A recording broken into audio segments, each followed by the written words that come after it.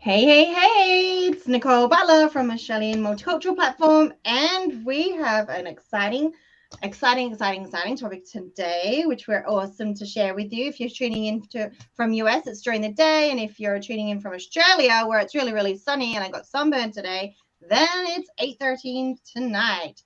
So let's see. We're going to be talking to Wendy tonight, and it's about how words are so powerful. And I'm always talking about that, and how it's actually it can we can it can harm us, and it can heal us inwardly and outwardly at the same time. So we're going to be talking about that. And I just wanted to give you some introductions. So Zico, would you like to introduce yourself? So, as I said earlier or the other time, my name is Zico Johnson II. I'm an advocate and a volunteer within the community. And my major concern, or what I would be happy to see, is to see the world be more united, where people from diverse backgrounds can have a conversation like what we are doing today. Yeah, we love that. We love that. And I'm Nicole Butler. I love inspiring people to allow their inner sparkle to shine, do a lot of community advocacy, business advisory, and child and family practitioner as well. And we have the special Megan from the US. Tell And us I'm about Megan Marie. you. I'm Megan Marie, and I'm a mental health wellness coach. Mm-hmm. Awesome, awesome, awesome. And we have Wendy. So, okay, Wendy, tell us more about yourself. What would you like to know? I work with communication. I have a passion around communication and have done since I was teeny tiny. So I've been working as a speech pathologist for almost 30 years. I'm no longer working in a clinical setting. However, I continue to work with people to get their message out to the world, to find their voice and speak out onto bigger and bigger platforms to get their message out there. I know. I love that. I love that. And because I saw on your Facebook as well, and we have chatted, how that like it's so powerful, right? A story. Did you want to tell us more about that and how powerful someone's story can be to somebody? Oh, yes. Well, I mean, we often have an origin story, whether we're necessarily aware of it or not. Now, the thing that got me into communication and got passionate about it was something I wasn't even aware of. It was a very, very early experience. If you can imagine way back, long before any of you guys were born, back in the 60s, parents were not allowed to stay in hospital with their children. And I needed to stay in hospital because I had to have surgery on my finger. So if you could imagine this little 2-year-old being faced with the double doors closing, her on one side, mother on the other, mum couldn't come despite the little girl going, "Mommy!" and screaming for her. This little 2-year-old at that point made the decision that her voice didn't matter. That she didn't matter. Everybody else's voice mattered, but not hers. Now, that was a very, very early memory, a very early unconscious script that I started to run. And it became something that coloured my life choices because, later on I became a speech pathologist. I'm wanting to support other people to get their message out there because other people's voices matter. Of course. Yeah. So that's where, one of the things we were having the conversation around, Nicole, was how these inner scripts can play out, these little inner dialogues. And sometimes we're not even aware of it because, as I said, that happened back in the 60s.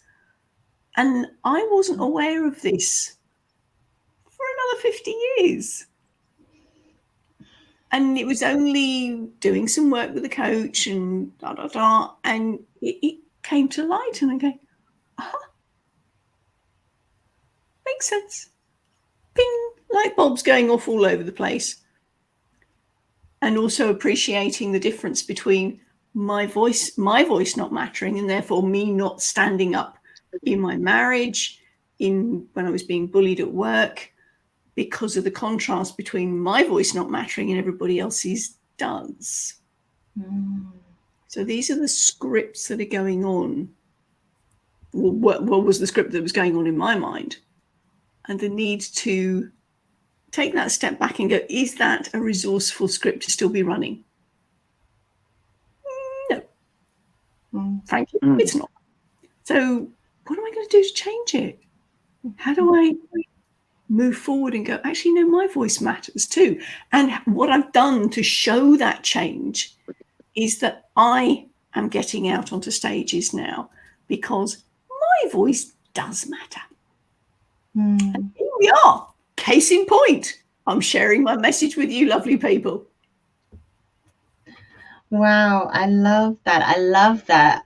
When I'm teaching people about raising children, I actually, it is all about like cuddling that child. And when they're crying, if they learn at such a young age, sometimes people think children are manipulating that parent and they're just crying to get their own way. But the thing is, a child only knows how to cry to get their own way. And once they're cuddled in that and they're supported, then they go, okay, it's safe to do this. And then they can their brain obviously and brain synapses and all that just get turned on, like all those light globes.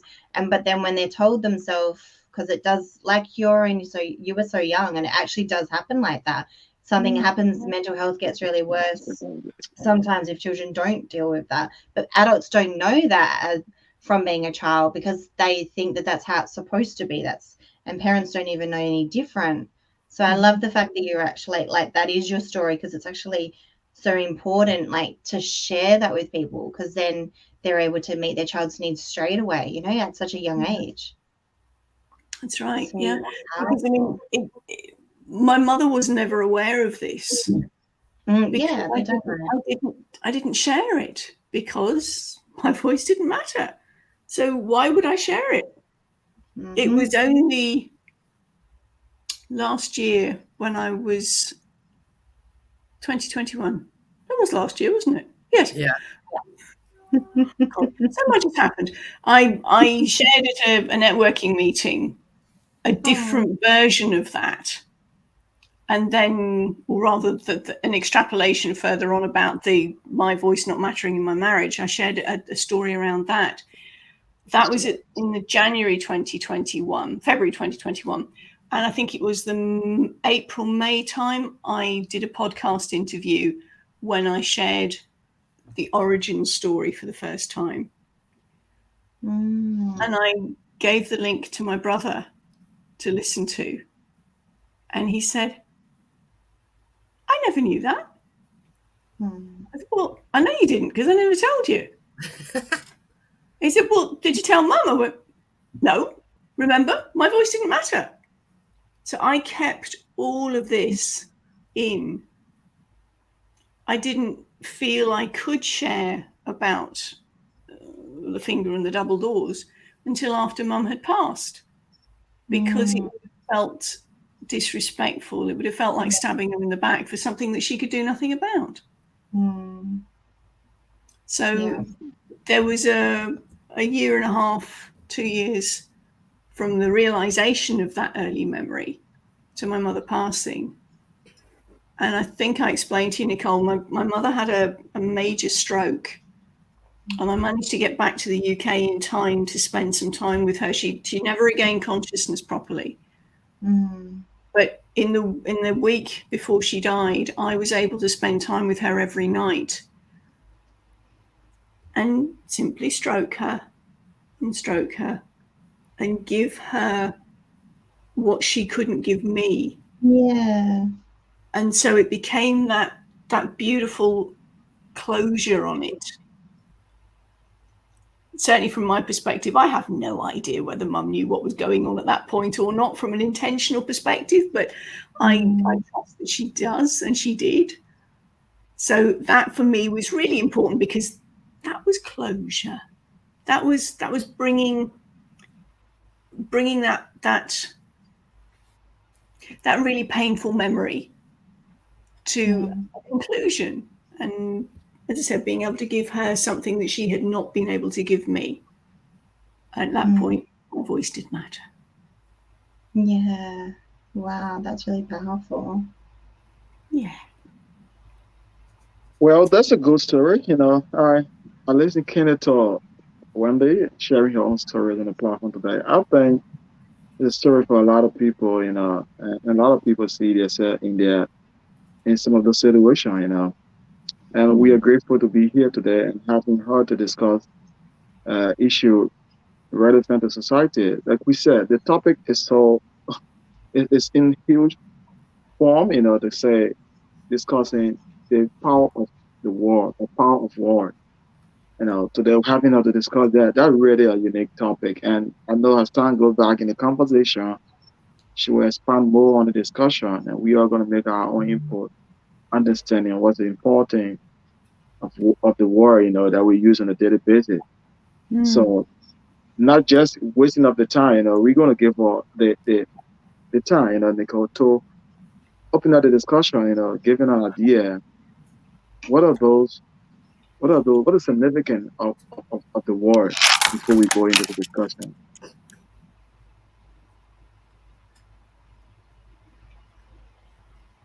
I think I missed the Wendy, question.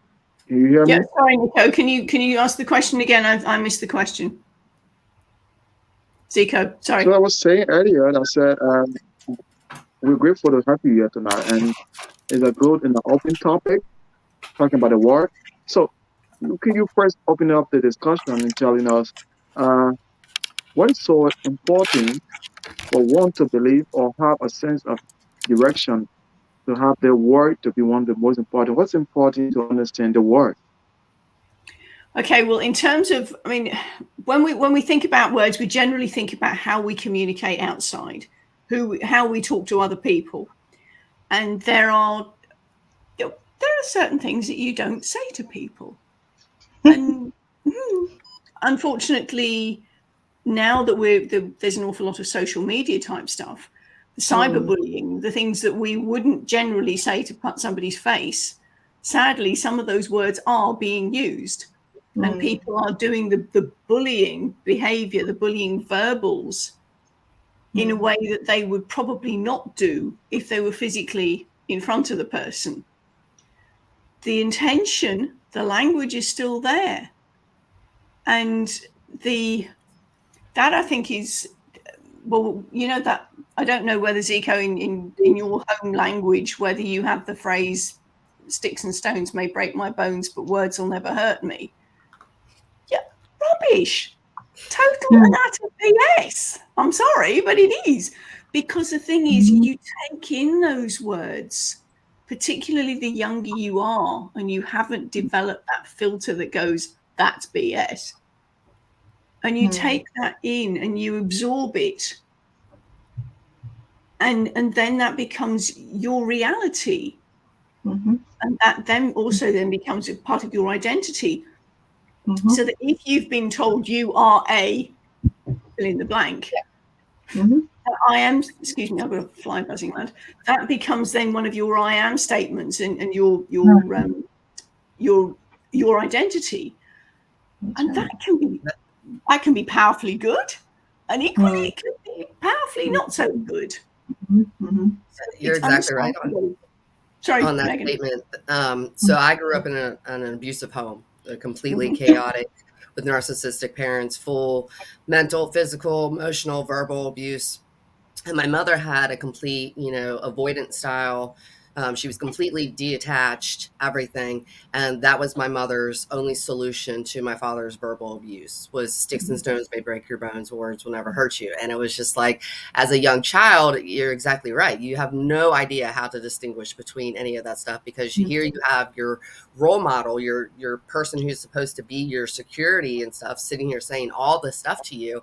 And it's like, how are you not supposed to take that in? And that was my mother's only defense on anything was sticks and stones may break your bones, words will never hurt you. And it was like, really? Okay. That's a tough trot, love. I really feel for you. Yeah. So, that's the power of those words internally is really, really strong. Oh, yeah. And that's what other people have said to you. And then if you're used to having that critical voice from the outside, you absorb it. and you have your own version of it, and you can probably magnify it quite well if that's been the drip drip drip that you've had. Right. And when you have those "you should" comments, you think, whose voice is that? Yeah. And very often you can literally hear that voice in your head. You can hear whether it was a critical teacher, whether it was a critical parent, whether it was a critical sibling. Because those are the things that we take in, we take on.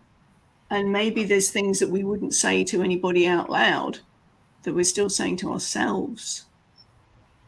And it's those internal scripts that really can colour our life decisions, and also therefore our actions and what we say to other people. It's very true. There's a lot. So if you were just sitting there and going, okay, and you sat down and wrote down every single thing that you critique on yourself, and there has been studies that's done on this, and so you critiqued everything, and then you read it to somebody else, there is no way you would ever, well, some people might, but there is no way I would even say that to people. And I even say that to myself sometimes. I'm like, really, Nicole, you're really going to speak to yourself like that?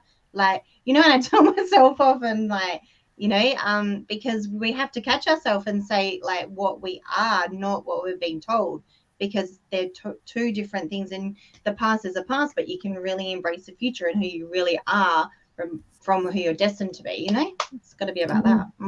Yeah, Wendy, I think you would like one of the exercises I do with my clients. I call it the ABCs. It's the I ams, where it's mirror work. And you, in the mirror, you come up, the goal is you come up with 26 positive words that go with the ABCs. And so when you're going through and say, like, you get to like E, like, and the first word that comes to your head is a bad comment towards you, is that then you sit there and you got to figure out, is that something you said? Was that something someone else? Like, you know, get to the root cause of why is that negative word the first thing that popped into your mind when you went to go speak about yourself, when you went to. And so we sit down and then we come up with, well, whose voice is that? Where did that opinion first come from? So then we can start building, and let's find a positive word that we replace that with. And so then we rebuild. And so the goal is to get through the ABCs with 26 positive words of I am, like I am abundant, I am beautiful, I am confident, I am daring, I am empowered, you know, and getting through that. Because it is the self words of how you speak to yourself are so important, but we have to get those negative words of someone else, put them in and created that limiting belief from you. We have to rewrite that story. Absolutely. So I love that. I know, right? That's why I love it. It's amazing. I'm also You've got to go through every single letter of the alphabet. And you know, also thinking some letters will be, there's a lot to choose from. I know, and it's whatever your brain tells you at the time. That's what's so, it changes all the time you do it, right? Yeah. Now there's a few letters that it's kind of hard to come up with like positive adjectives to describe yourself. But then it's like, then it creates, I think, research, because then it's like you can't think of anything, but that's a good thing because a negative word is not coming to mind. And so then you have to go out and go look for a positive word and kind of research and be like, yeah, you know what? This is me, you know? So I love that. Thank you, Megan. You're welcome. I'm going to have some fun with that. Yeah. I love it. It is so powerful. And, you know, because the statements of I am, you know, people do not realize how, but when you sit there and, you know, and you don't have to, it's not like, you know, a lot of people, why they necessarily don't seek counseling or seeking help, because they think, oh, you got to do these. Do it while you're putting your makeup on in the morning. Do it while, you know, you're brushing your teeth. You know, you don't necessarily have to say it out loud, but at least looking at yourself and building, you know, it goes on that mirror on the wall. Who's the most fairest of them all, you know, and you're telling yourself, you're building that confidence within yourself. And, you know, if you can come up with 26 positive things to tell about yourself, then think about how many other people can come up with other words to describe you as well. You know, it's so powerful. The mirror is so powerful. My stepdad, when I was 17, he got me to look in the mirror and just say, I love you, right? And I couldn't say that. And I started crying because that was like, really? And I was kind of annoyed that I couldn't say that, because how can you not say you love yourself, you know?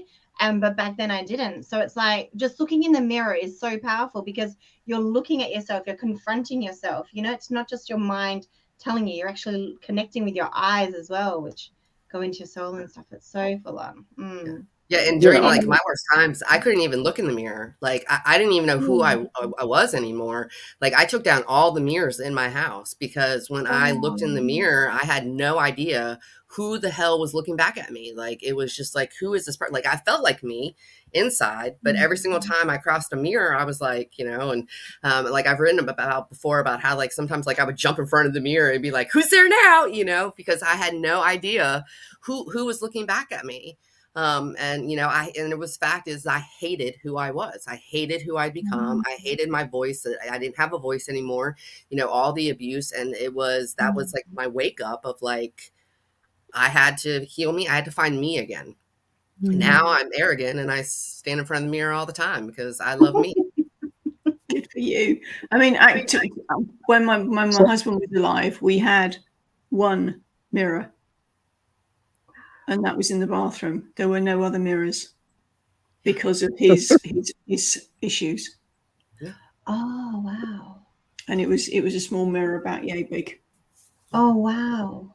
People do not realize how powerful that is of when you can't look in the mirror. Because and that is when you really that is your wake up call. Like if you can't stand in front of the mirror and love every part of what you see, then you have so much healing that needs to be done. You have so much, and every aspect of what you can't stand is what you need to heal on. And that's what your focus needs to become. And it does start with the power of the voice, the chakra, you know, and if you get a lot of sore throats and different things like that, you have a lot of nasal stuff, that's a sign that your chakra is blocked. You need to be speaking. Yeah, exactly. Yes. Yeah. So all of you said a lot when you talk about the mirror and looking in the mirror and motivating yourself, you know, telling yourself, I'm okay, I can do this. But the flip side is that we still got the outside body. The way society judge us, the way society look at us, you know, to be, and the word they release on us, the word it says to us. How do we battle that? How do we convince society that we are okay and we can make a difference? You know, we are looking in the mirror on a daily basis. We look at ourselves, we look good, we say the good things about ourselves. But society do not look at that. They still look at one of the wrong person and they release the wrong word. And how do we fight the perception that shape the belief? You know, because the One, you perception have to shape not. the belief and drive our behavior. Well, one big thing is you need to not care what society thinks.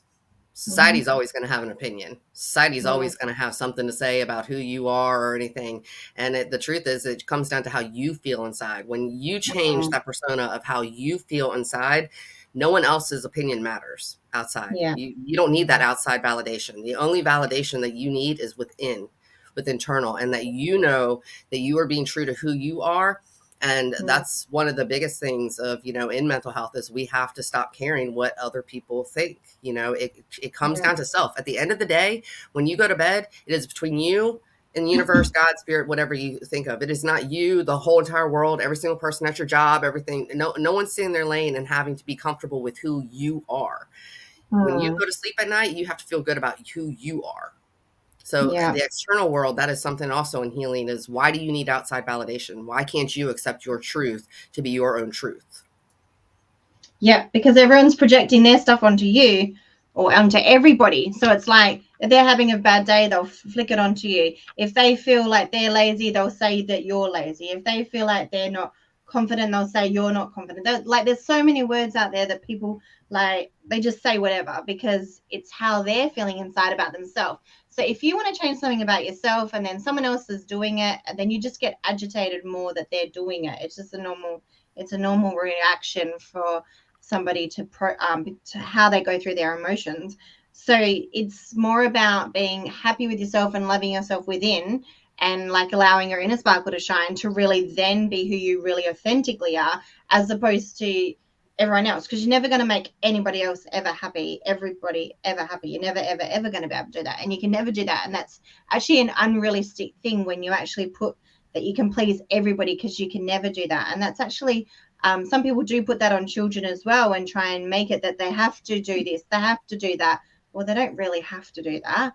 And also there's a whole lot in that, even with like they have to share that toy. Well, I don't really want to share stuff all the time. I don't want to be everyone's friend. No one's all my friends. So don't tell me who my friends are. you've got to be friends with them, you got to be friends with that, so it's like really what everyone's putting on them, and it has to be a shift where that's why we're doing this platform to really change the way the world sees it and to open up conversations. Yeah, Nicole, I probably agree with you, but sometimes in a case of people do some things, they feel that they're doing the right thing, but it's not a right thing. Mm-hmm. You feel you're doing the right thing.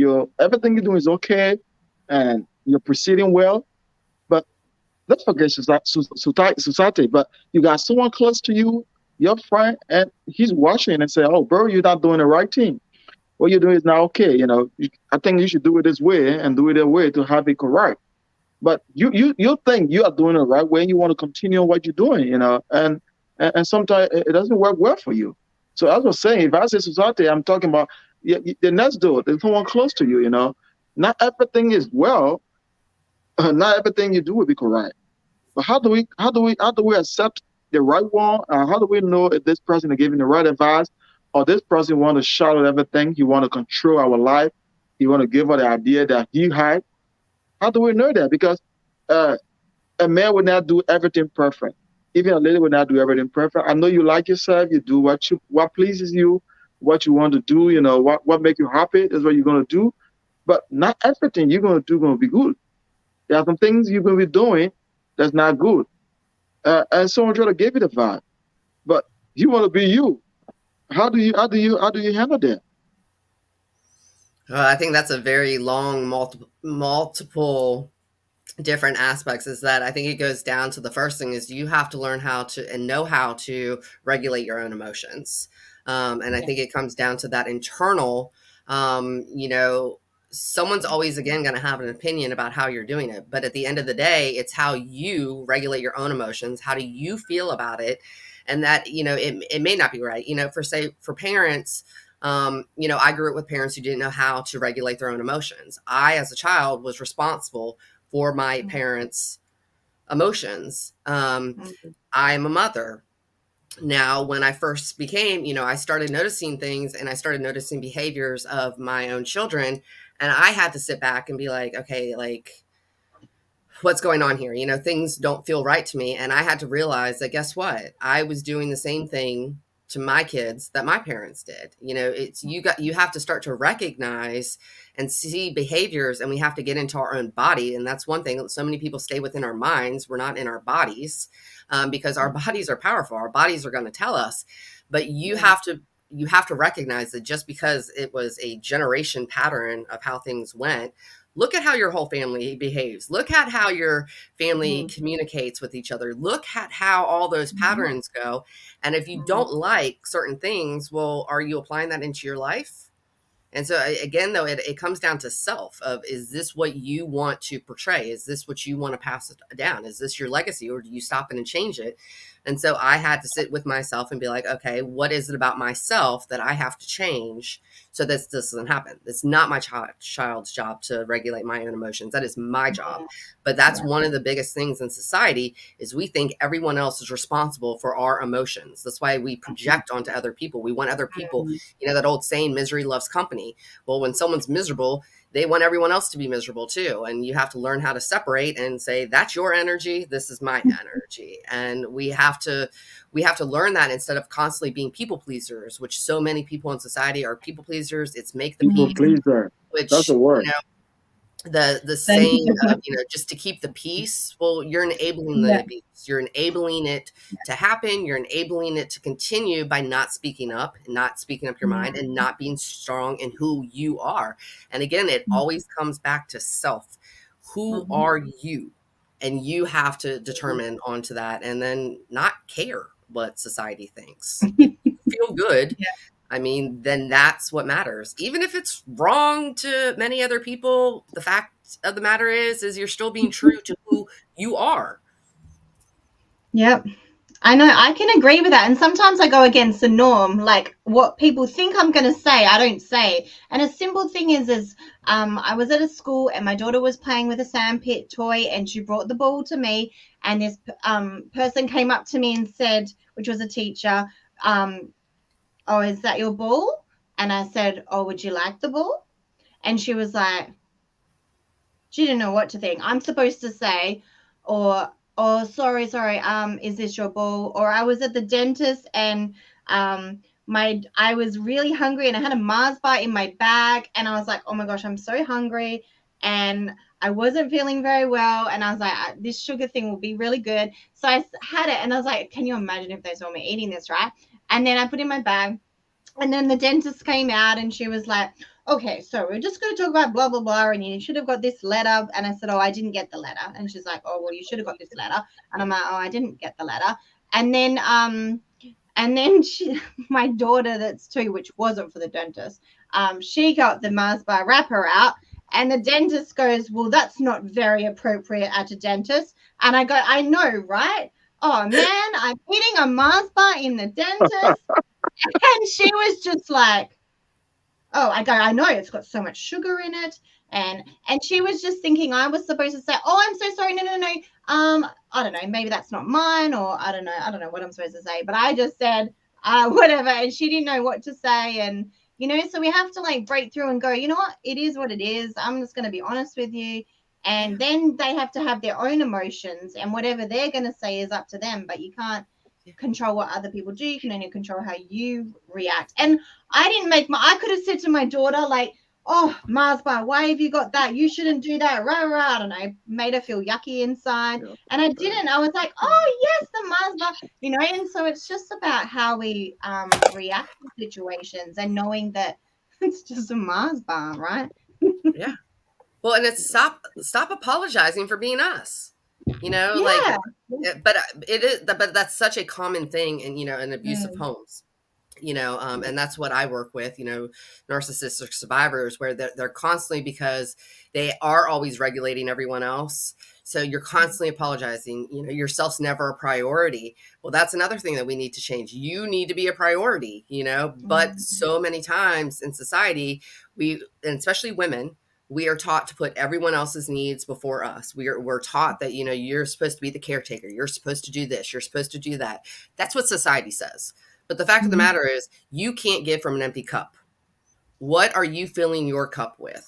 And so you have to stop apologizing, because of the fact that you're apologizing for what feels good for you. Why are you apologizing for that? And who cares if doing you upsets someone else, Well, but that's because you should be doing something else. Right. Because society says so, not because it says to me onto it. And that is just one aspect that we need to. Society does not give a crap about you. So why do you care about society? Society is just to keep you locked into the rat race and stuff like that, and to under their control.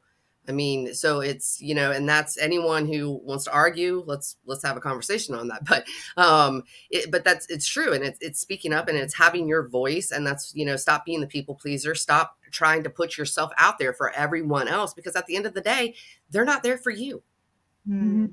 You are there for you. At the end of the day, you are you.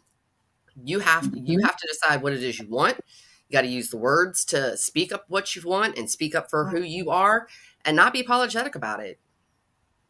And that comes down again to what you're saying to yourself, isn't it? Back to your ABCs, because very often, if we've taken on what we should be from that external perspective, those ABCs that you've talked about will come up with some very interesting words that other people have maybe suggested or told us we should be, or that's what we are. So it is really a case of, what are the words that you're using to express yourself, both inside and outside? So I thoroughly agree with you on that one. It's really important, Megan, that we are watching our language both internally and externally.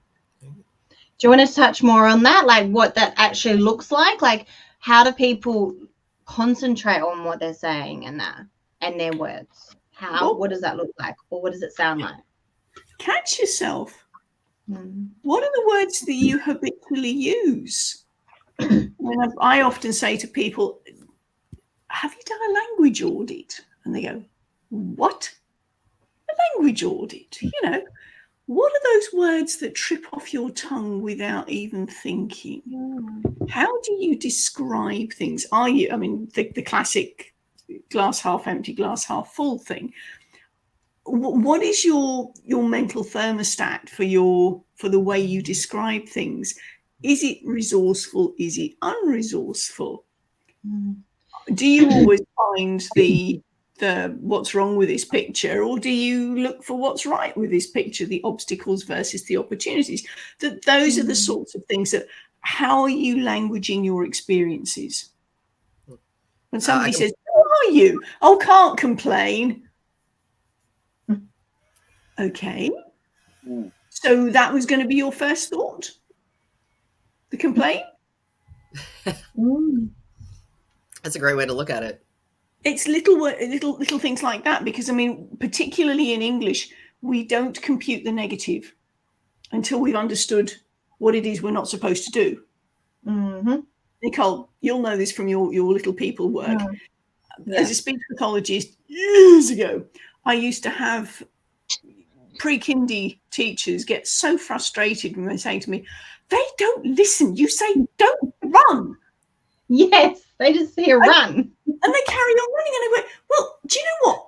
They've got to be able to understand the run, which they're still doing, before they can understand the don't. And this little brain's going, don't run, don't run, don't run. Oh, right. I said, try this for a week. Yeah. Walk. That's right. And the teachers came back to me and said, they're doing it.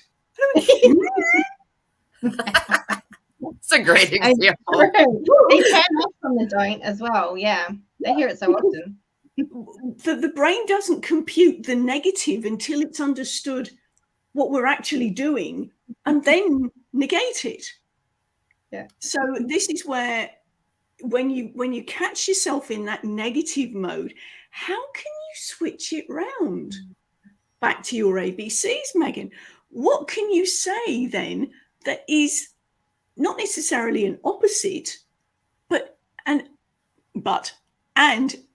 switching it round to being something that is empowering, resourceful, something I can own. May not be 100% fully invested in it yet, because that is so different from where I am at the moment. However, is this something I can work towards? Yeah. Is this a label that I want to accept for me? That's right. Because if I can believe it and I can behave it, then I will behold it. It will happen. But it starts off with that inner language. Remember I was saying about words can heal and words can harm? There you go. Ideal example. And your body does. It listens to exactly. Like I have one client who, they have a broken back. Well, they broke their back like a year ago and have been healing. They want to start lifting weights, but they have in their head, like, all I constantly hear is, I'm a cripple. I'm a cripple. I'm a cripple. And I'm like, well, why are you telling yourself you're a cripple? Well, I am. I have a broken. No, that's what your body is hearing. Every time you're trying to go do something, that is what you are telling yourself. That's what you're telling yourself when you look in the mirror, is that you are a cripple. So why would you be able to lift weights? I was like, we need to change that dialogue to, I am healthy. I am strong. And, you know, and so like we're working on, but our subconscious hears that, you know, if you constantly, if you're telling yourself you're trash, that's what universe, your subconscious, everything hears. But if you say, you know, I'm a successful business person, even if you don't believe it yet, you know, but it's still building those words and putting those words in your vocabulary and doing it repeatedly. I mean, the power of autosuggestion to our subconscious mind, guys, that's the key. You know, it's that autosuggestion, but it's exactly, it's what your words, you know, and then getting to the point, like Wendy, I love the fact that you can like pinpoint like when your voice didn't matter, because that is something so many people can't. Like, and I can't even like pinpoint exactly when, because like my whole life was just violence, you know, but it's still getting to, you know, to figure out that root cause again, though, of where did that happen? Where did that switch come where you didn't matter? Where didn't you? And reprogramming that aspect in those words and making those I love it. But it took over 50 years.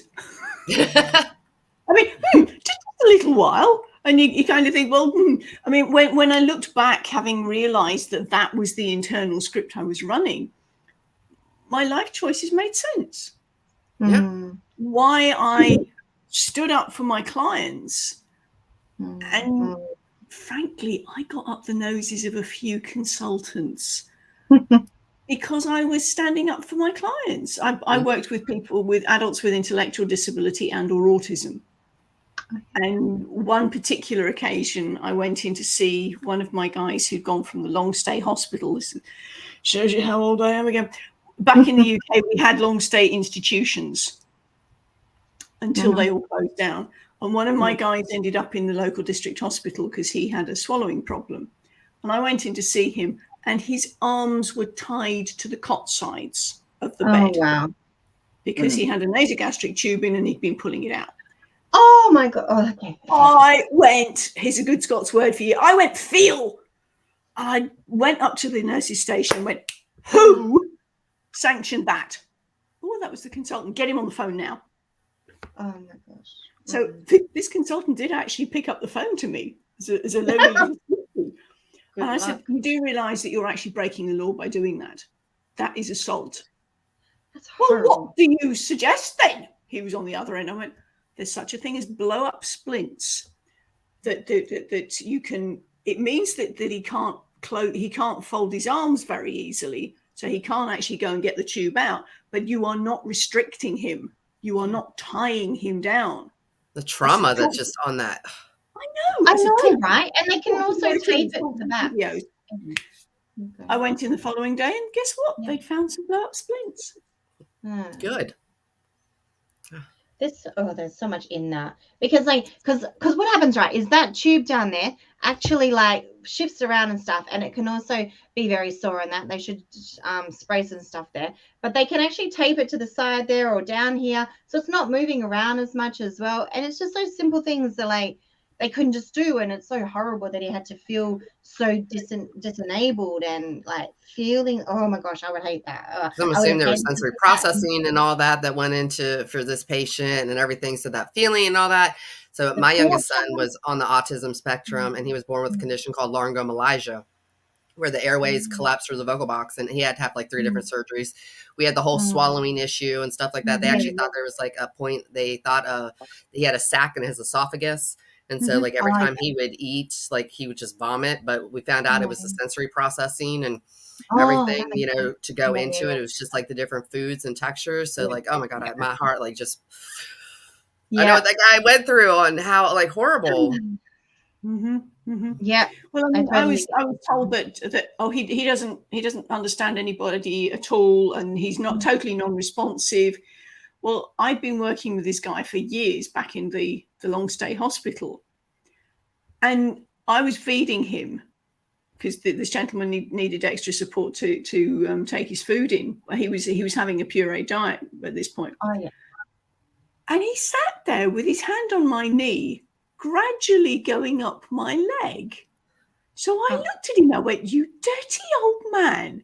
And he chuckled like mad. So when I went in to see him in the hospital, I leaned over the bed and went, hello, you dirty old man. Immediately we had a big smile because he recognized somebody he knew. And the nursing staff happened to walk past at this point and went, blimey. I said, yes, he's responsive to people he knows and who treat him with respect. I love that. Still human beings. Yeah, we're all human beings. Nicole, okay. Nicole, go ahead. Oh, no, I was just saying we're all human beings. We all deserve respect. I mean, we are all human beings. Yeah. Yeah. I had a question, you know. I follow a lot all you guys saying, right? But it's often said that crystallized perception that shape our belief, drive our behavior, and ultimately create the world. What do we say to people? That they go for murder. You know, I'm from the background, African background, where people name kid, you know, give the name to kid that is not right with negative definition. You know, with the mindset that their kid will not be anything in the world. You know, the kid will not achieve anything. some dad go on doing the same thing. What message or what can we tell people in their art? Okay, if you have a kid, taking taking your mind back to the whole about. I don't know if out of a Christian, yeah, but you gotta discover that. One favorite verse that I love in the book of Proverbs. It says 15:4. It says, "Gentle word bring life and wealth, but a deceitful tongue it crushes the spirit." And we are talking about the word, the power of the word. Yeah. And people who are in the art of no worry, you just say word to people, you'll be good for nothing. You're gonna be around here, you're not gonna do anything, you're not gonna achieve anything, and giving the child the wrong name. How do we talk to people, meaning parents who are in the constant art of that? So this is, or what mechanism? Because most of the things happen because of trauma. Maybe the side effect of what their dad did escaping from the mom, or what the mom did leaving from the dad.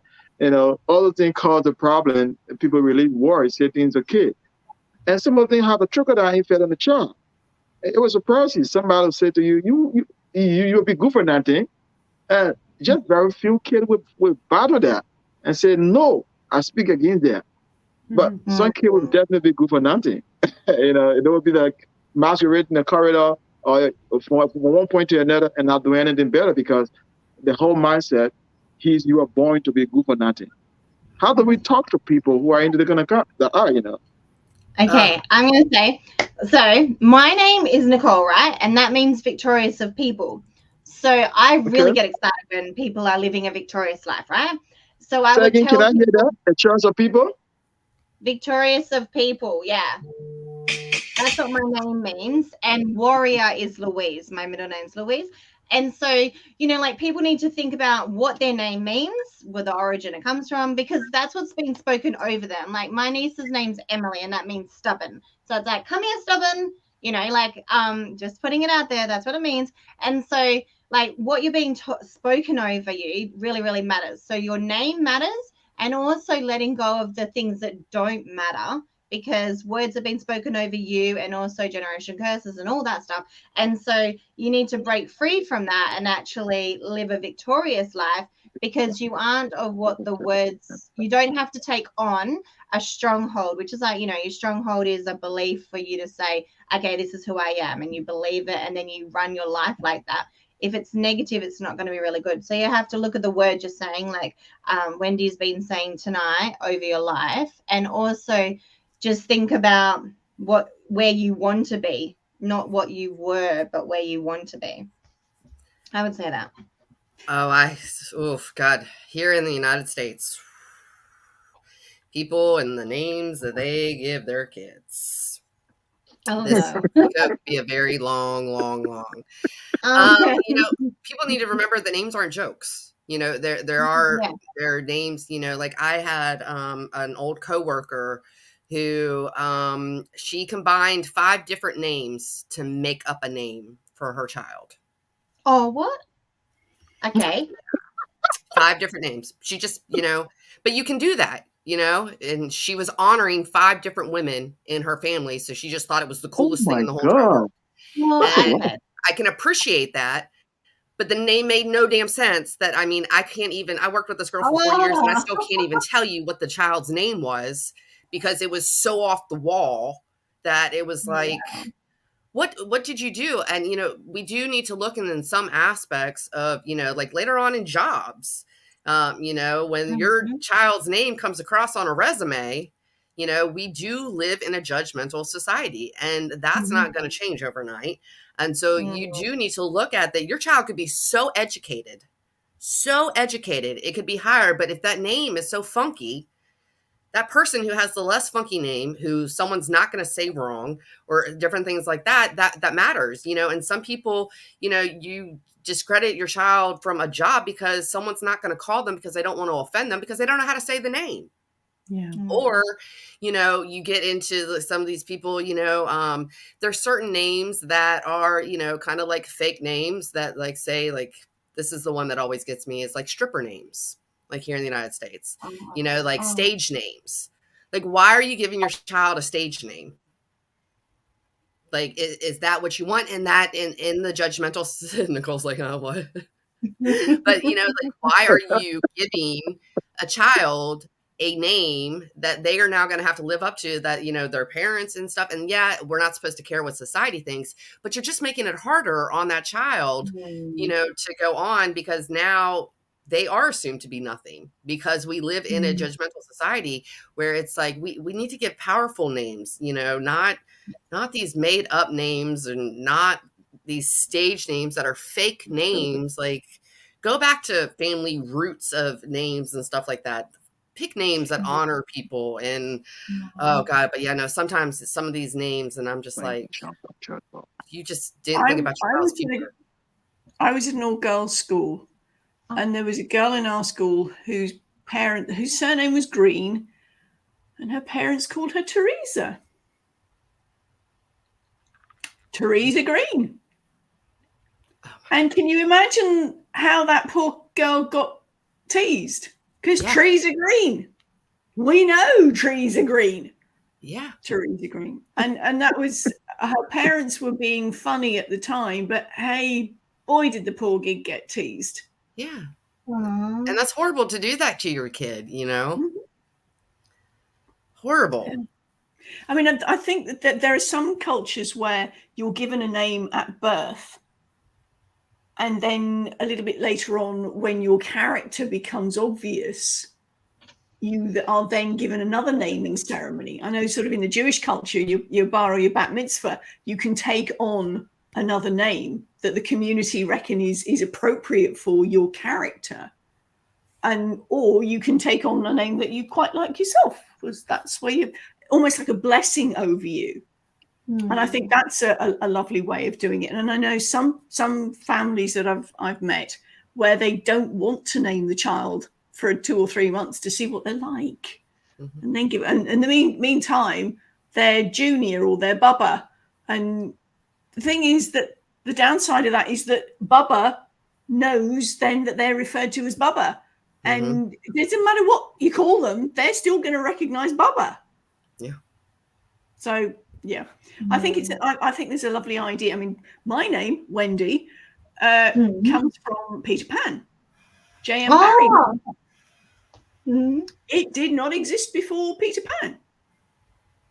So there's no particular meaning in there other than the fact that I'm to do with fairy tales and never growing up.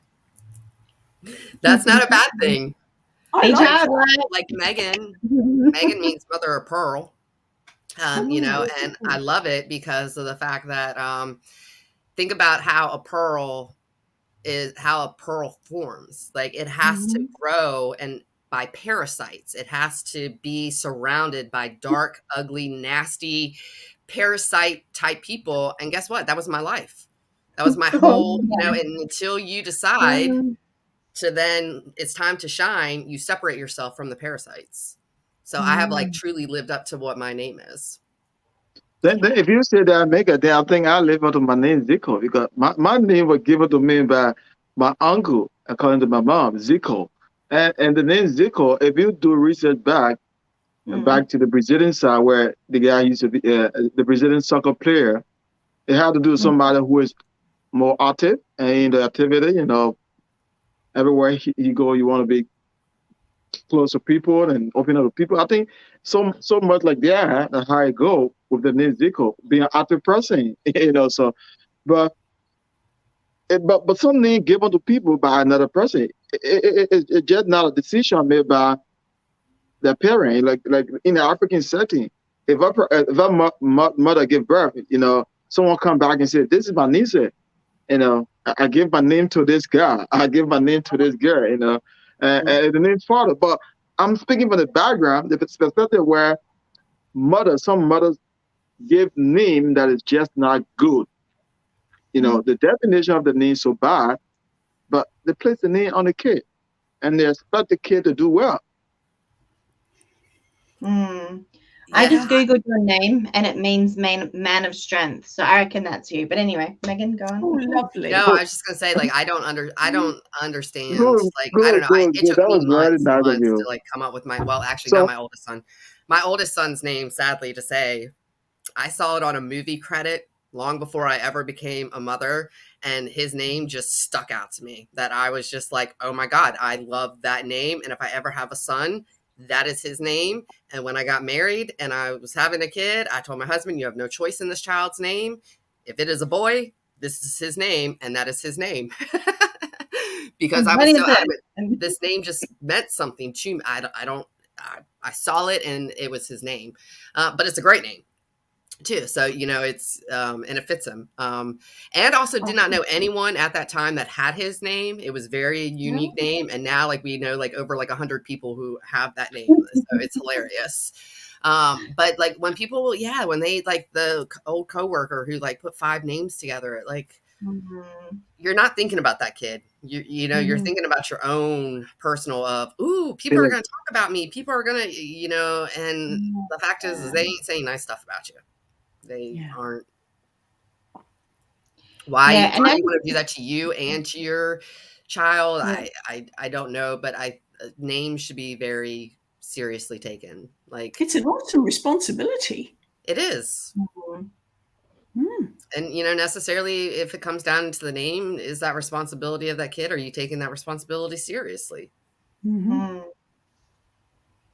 Yeah, something we try to we talk about it earlier. I listened to Nick and Marie and Wendy. You spoke a little bit about that, but I try to go on the contrary. When it comes to the emotion, we're talking about the power of a word. The emotion is something it's not that easy to control.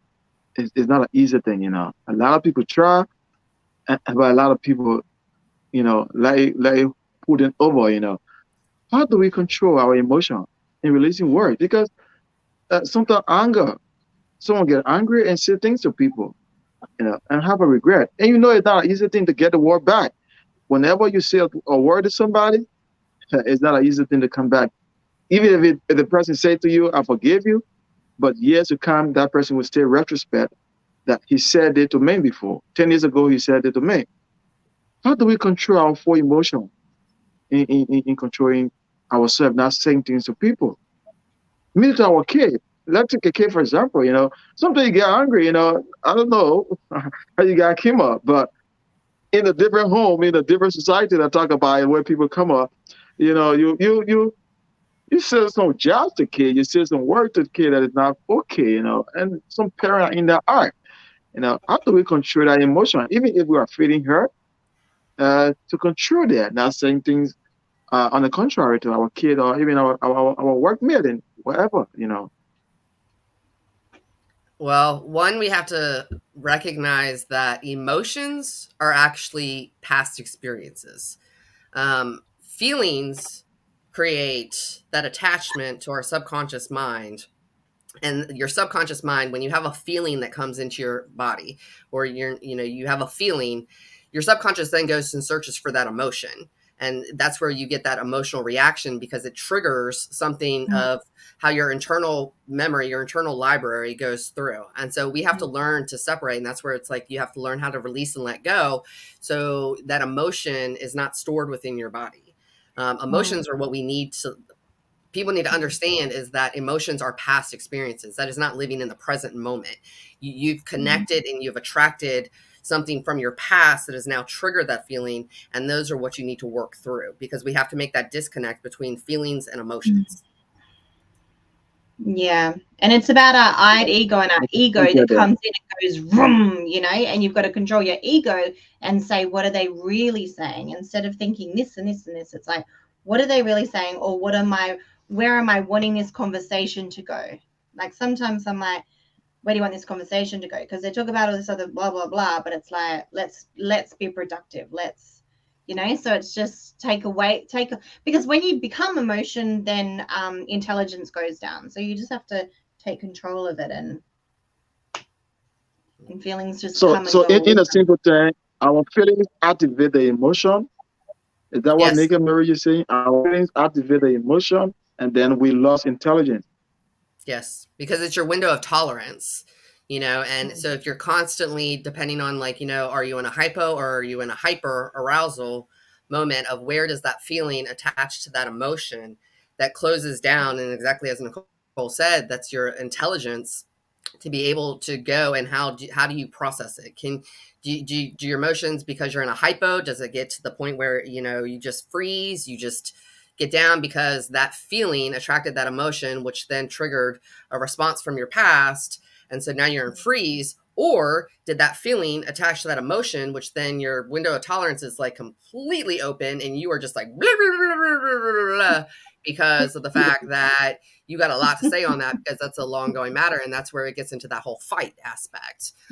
So yeah, we have to learn how to separate and realize present moment, that what is happening right now is in our present, and not attach it to that past, because that is what emotions are. Emotions are living in the past.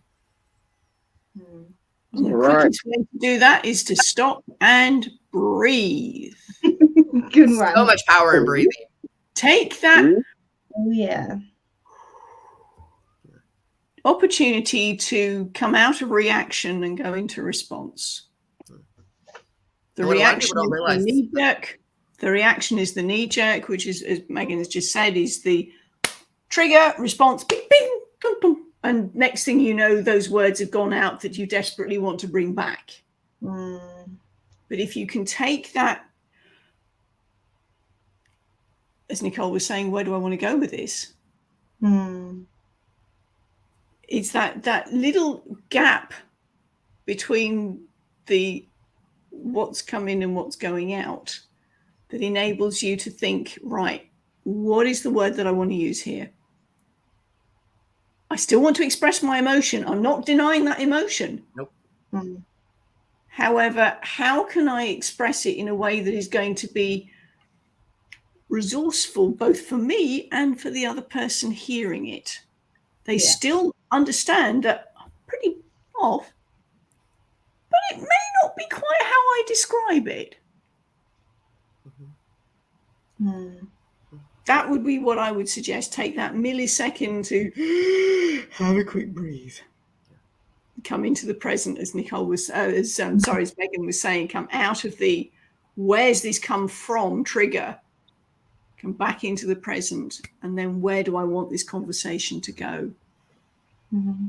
Like I hear someone saying, if we're taking a deep breath like that, we shouldn't count going forward.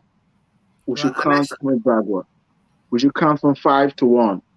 5, 4, 3, 2, 1. May we complete the whole thing. If we continue counting 5, 6, 7, 8, it may we go in. That problem won't end. We're gonna continue doing the same thing. So we should go and say 5, 4, 3, 2, 1. At the end of the one, then at least we are concluding and ending something, for real, and we have a peaceful mind. But that's a very good response. Emotion is not a small thing. Even in the family, husband and wife, you have the problem going on every day. Like you said, I already agree with you, Megan Marie. Yeah, the past, that's why creating all the things, But if we can be willing to have a peace in the middle, taking a deep breath and making a right decision to avoid future embarrassment, because if we can control our emotion, there'll be a serious problem every day. Yeah, serious problem every day. If it's something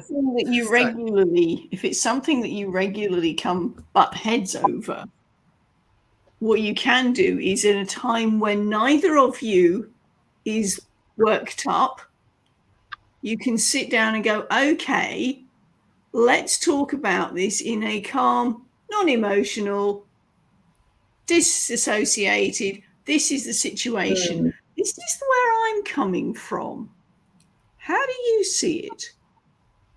Because if it's something like, for instance, money, you're bringing your life experience, your conditioning, your parental, societal, all of those inputs, and your missus is equally bringing her side of things.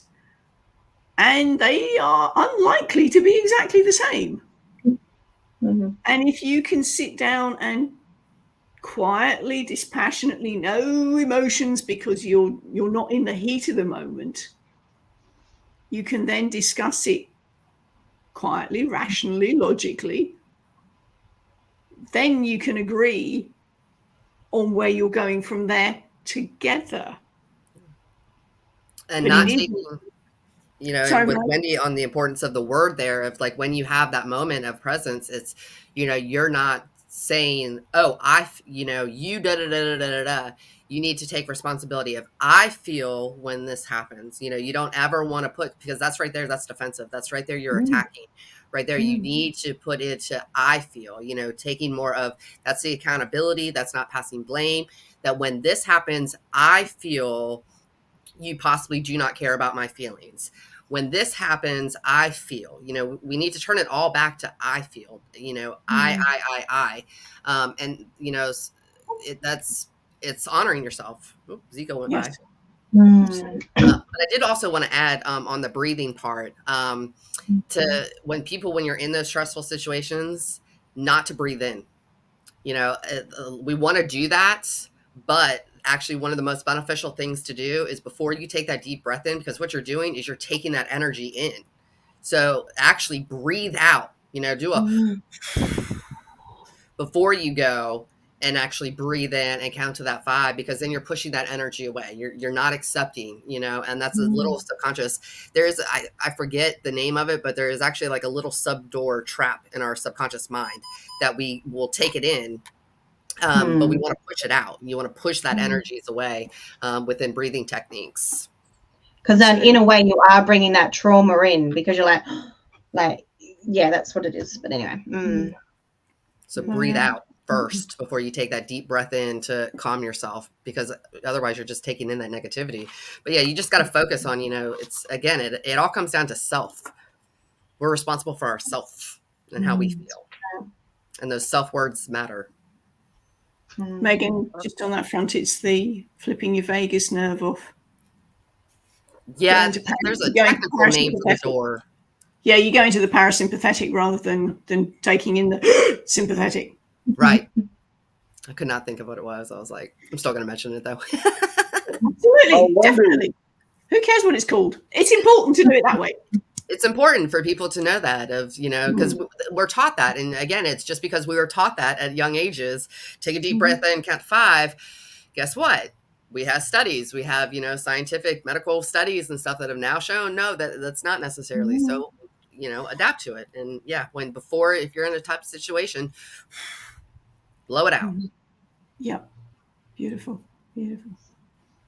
Cool. Yeah, Wendy, how do we understand this whole thing when it comes to the issue of word, the words spoken to people? How do we affect people? You know, from a biblical standpoint, the whole Bible says to you, the words say to people, speak good of yourself. You know, stop speaking negativity. You know, speak reality and speak the real truth of yourself. Project good things for your life. Project good things for your children. You know, speak future blessing. You know, not negative things. But how do the word affect us? Now, I think we probably all agreed that energy is pretty important. Are we all agreed that everything is energy of different vibrations? Each single word, each single intention, each single thought carries a vibration, carries a frequency. If you were to, I mean, one of the fun things I've done with the group in the past is I've said to the as a group, close your eyes, and I've said, I want you to show me with your hands how big you perceive this sound to be. Now, what I've done then is I've said mentally in my head different words, but I've only said the vowel sound. The reason I get people to close their eyes is they're then not going to be influenced by other people's hands. So I've gone through and gone things like O, R, I. And people have gone and shown me how big they feel that sound is. Because what I've actually been saying in my head, those 3 examples, was gros, as in the French for big, R, large, and I for big. That's where we kind of, in English, it sort of messes things up a bit. But if you go for things like tiny, it's got that feel of being small. Now, the reason I get people to think about that is because the intention, even though you didn't know the word that I was saying, you still heard that vowel sound. And because some of them literally resonate larger within your vocal tract, the way you open your mouth, your throat, there's more resonance in the large, the gross, the enormous, those vowel sounds. They literally carry a different vibration than the little ones. And that's purely from a language perspective. Add the intention in there as well. You know that situation where if you've been speaking to a dog, you can say, "Oh, you really are a stupid mutt, aren't you? Yeah, but they will pick up that it's being fun and playful, because what they're picking up is the intonation. They're picking up the sense of I'm playing with you, even although the words could be really quite detrimental. But they're picking up on the intonation. They're picking up on the intention, and that carries an energy as well. So that's where there are different ways of thinking of it, Zico, but honestly, it's looking at the words you're using, the intention behind, they all carry an energy. Megan, you were saying earlier about your client with the broken back, and they're a cripple. Part of the work that I do is also with fascia, because if you have unprocessed emotions, it gets stuck inside the connective tissue of your body. Yep. I was working with an athlete a few weeks ago who considered himself, he didn't actually use the word broken, but I said to him, "Do you say nice things to your body?" He went, "What?" I said, "Well, do you love your body? Do you thank your body? I mean, hey, you've got a pretty buff body there, mate. I mean," and apart from the fact that he looked at me and went, "Excuse me?" "Okay, I've seen you in just your boxers. I know you've got a buff body, okay?" The point is, when you are in the shower and you're lathering up, do you say, "Thank you, arms. I love you, arms. You do so much for me. I can lift weights with you. I can bend my arm. I can drink. I can eat." And acknowledge and thank your body. Love that. Your legs for carrying you around every day. Yeah. It's that intimacy, you know, people don't, you know, and it goes into relationships. That's what I'm dealing with that client, is getting him to love his body. He right now is like hateful. He feels his body has let him go. And I'm like, no, you let go of your body. So, you know, we have to change that, you know, you should be thankful that you're alive.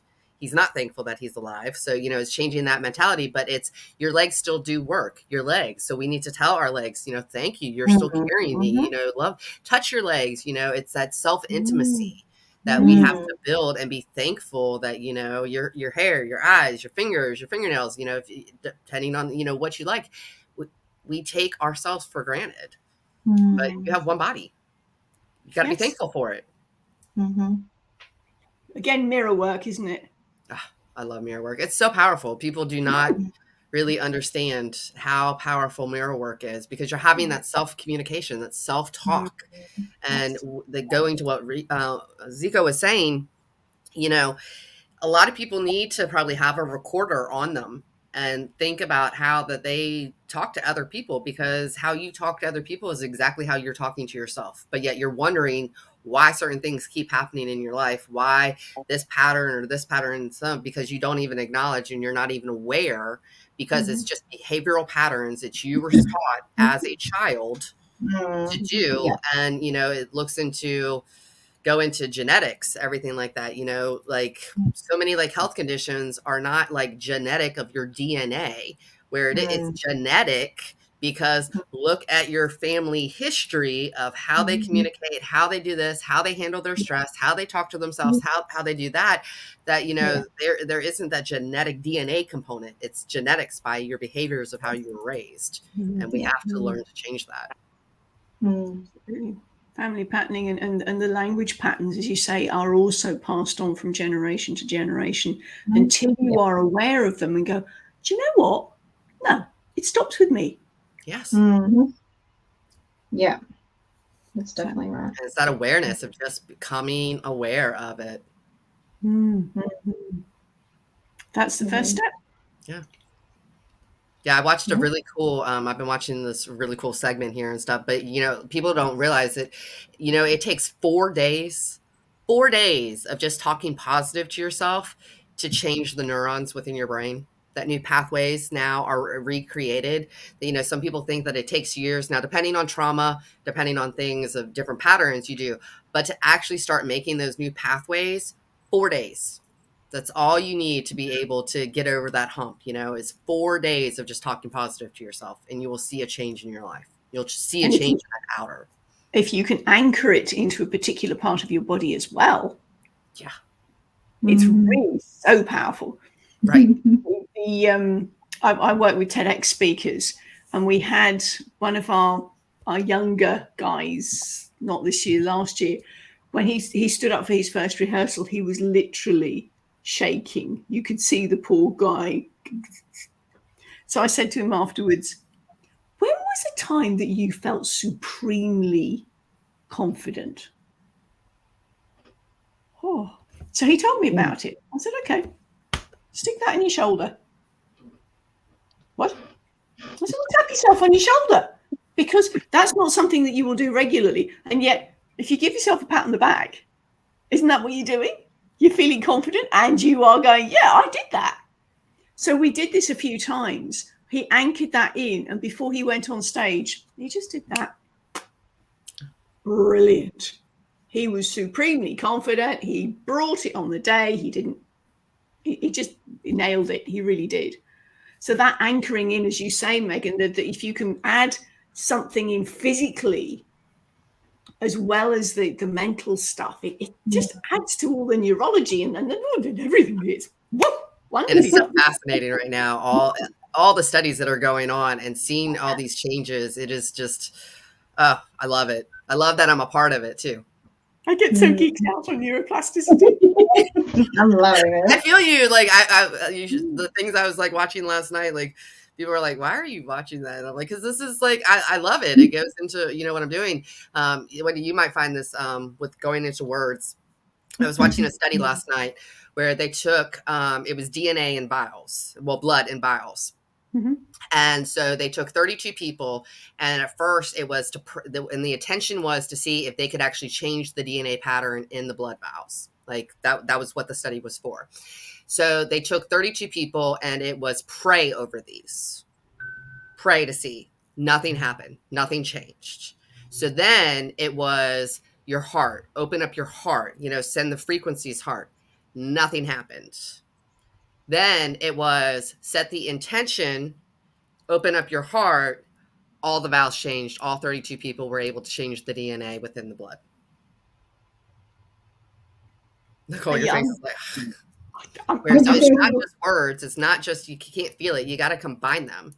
Yes, it's that love and that feel, and it makes that, triangle effect, and that you can center it in. But it was a fascinating research to watch last night. I'm sure you're up to date with Joe Dispenza and yes. That was actually one of his things last night. That's what I thought. That's what I'm getting. I know this one. I mean, you combine Joe Dispenza and heart math, and you've got a wonderful body of genuine research. Yeah. I was floored by the neuropaths that they were studying last night within that experiment, and just the different aspects of because they took the 32 people, and just how the different results all went for it. It was just fascinating, all the studies and all the numbers that were shown. I'm such a geek for that stuff. I mean, the thing was, when I was training as a speechy back in the mid 80s, we were told that if you didn't get somebody who'd had a stroke within 6 weeks post-stroke to start working on their speech and their language stuff, that was it. You'd missed the opportunity. They would never get better. And way back then I was thinking, I don't believe that. I do not believe that. I think our brains are a little bit more clever than that. And here we are, 30 plus years later, and neuroplasticity, and they're not teaching that anymore. Nope. I was right. Yay! Pat yourself on that back. Yes, exactly. That's the show. I got it already. Wendy, I got it already. You got it already. Good man. Yeah. Yeah, I mean that anchoring process, you can do that anywhere in your body as long as it's somewhere that you don't normally touch. I mean, for me, my bit is here, because you probably think, now, why is she grabbing hold of her neck? I was part of when I was going through sixth form at school, sort of years 11 and 12 equivalent. There was a spate of attacks on young girls in the town that I lived in. So we had a self-defense class run by our local policeman, and they came to our school, and I was photographed by the local newspaper throwing a 6'2" Bobby over my shoulder, because he'd come at me with a reverse chokehold, and I just grabbed him, dropped onto one knee, and over my shoulder he went.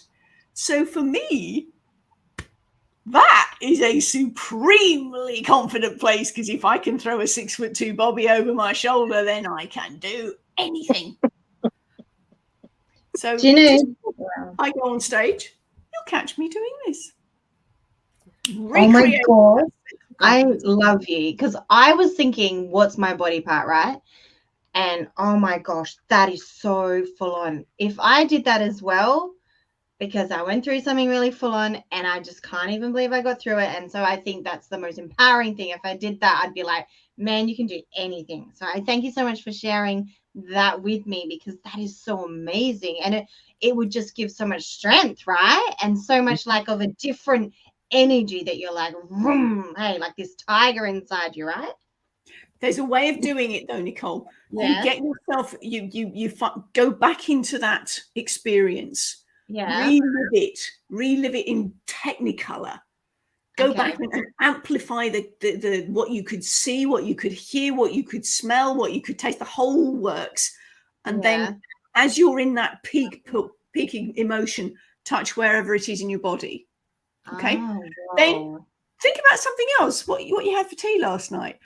Scramble it. Go and do something else mentally. Then come back to it. Anchor it in again. And you do that multiple times in the day until that peak experience is anchored in that place. And then you've got it really in 2 or 3 times, 4 or 5 times in the one day. Keep going back to it. And so you're reinforcing it back to the neuroplasticity. You're reinforcing it so that then, woof, I've got you. I love that. That's the way to anchor something in. But yes, I mean it's a wonderful tool that you can use. But get yourself into that peak of experience. Yeah, you gotta get that feeling. That's feeling into it. You can think it all day long, but if you don't have that feeling with that thought, feeling, thought, intention. Trifecta. Yes. And another way of some but sex, love, and focus. I'm sorry? Sex, love, and focus. Because you got to take that creativeness. That's the sex, the love to make that focus. Gotcha. Follow that. That's into the chakras. That's using your sacral energy of you have to create it. Your sacral is where a lot of this all comes from and stuff. And we have to think of that. I mean, that's in our, our sex organs. And so it's not a being sex of intimacy or anything like that. It's that creative energy, because that's what sex is creative energy. So you take that creative energy and you build it with that intention and that focus. Gotcha. Well, we're going to go a lot. We talked a lot of it today.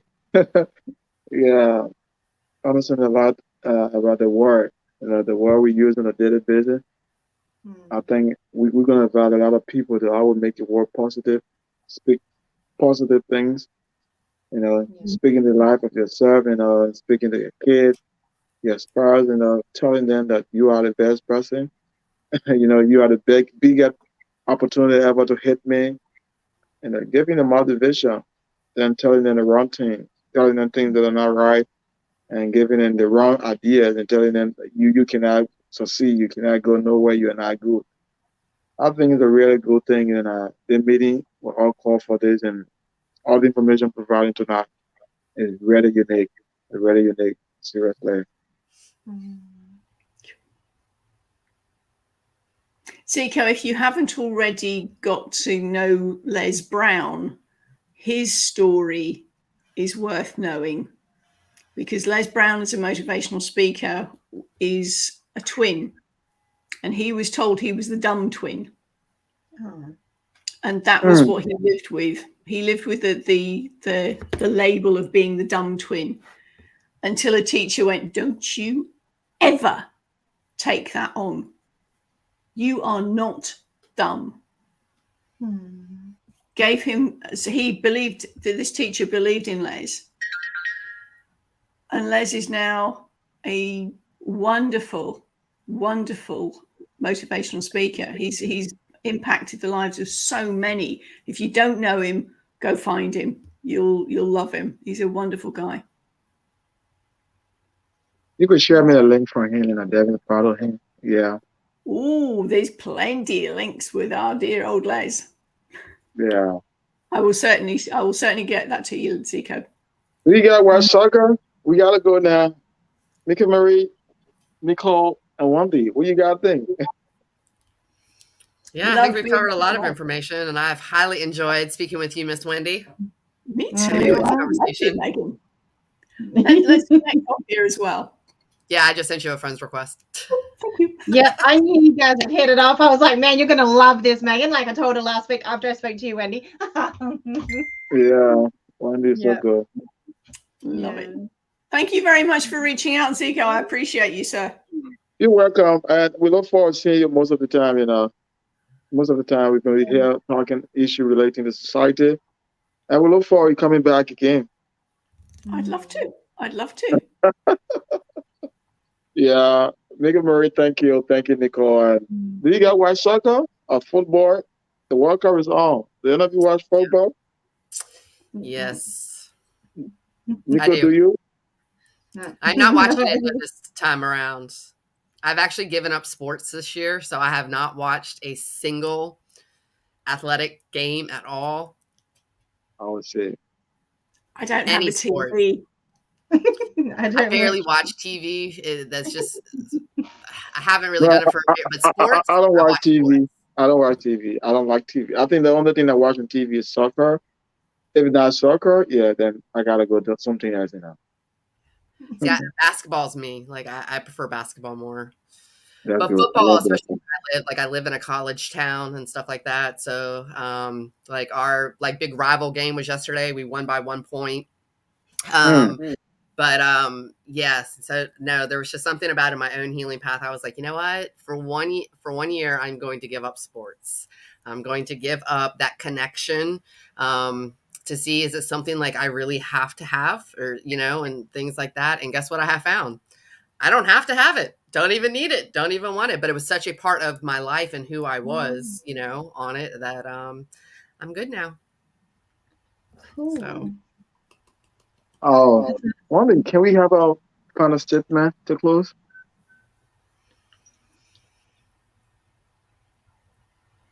I think he was asking you to close it out, Nicole. Oh, am I? Oh, okay. Yeah. I didn't hear you say my name. Oh, man, that's random. Okay, so thank you, Wendy, for coming on. We really are looking forward to, I know I'm going to catch up with you later as well. And having Megan did a friend request, because I know you've got amazing stuff in there. And everyone go and follow her on Facebook. She's amazing with what she's doing. Definitely reach out to her. Love what you're doing. Oh my gosh, I could talk to you for hours as well. And we had a good old chat the other day, didn't we? I know, right? We could have talked for ages, and we're actually going to physically meet, so that's a whole different thing, and it's going to be so exciting. But so thank you so much for sharing. I know you've just shared a little bit with us, but we are looking forward to following you more, and even finding out about you more, and actually just I know you've got so much information in your brain, and then I just love your passion as well. That's what we're about as well. So we love the fact that you're so passionate about helping so many people. We love that. So yes, thank you everyone also for jumping on and share our video, and we're going to pop it up on YouTube. So, and head over to, so Wendy, if people want to connect with you, do you have a YouTube channel or do you website? Yep. If you want to share. I have a YouTube channel. There are various different things up there, stuff that I do, and also our best speaker slots from the Your Words Have Power, which has been the practice platform we've been running all year. So I will happily pop that information to you, and we can stick it up on your show notes. Yeah, that would be fantastic, because I know I love that you're doing that as well. It's just amazing how you're just empowering so many more people to be able to reach more people through getting your speakers on. And wow, you've got just so much knowledge in there. Yeah. Okay, so we'll put those links in. But thank you everyone for joining us, and we will see you next week. Bye, Namaste. everyone. Bye, Nicole. Bye. Make a